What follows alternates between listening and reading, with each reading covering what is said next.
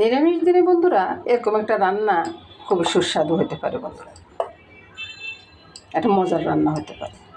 এখানে ছানার বলগুলো আছে, তারপরে শসা আছে, এখানে মুগ ডাল আছে, আতপ চাল আছে, সামান্য একটু কাল গোলমরিচ দিয়ে রেখেছি, তেজপাতা আর লঙ্কা দিয়ে রেখেছি। এখন প্রথমে বন্ধুরা আমি ওই যে ছানার বলগুলো ভেজে নিব।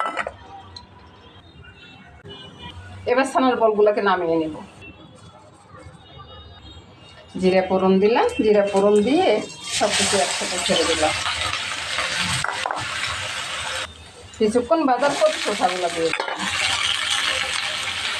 দিয়ে দিব নুন, স্বাদ অনুযায়ী চিনি আর সামান্য একটু হলুদ। এছাড়া পিছিয়ে দিব না, গোলমরিচটা তো আগে দিয়ে দিলাম, মেরে ছেড়ে ঢাকা দিয়ে রাখবো।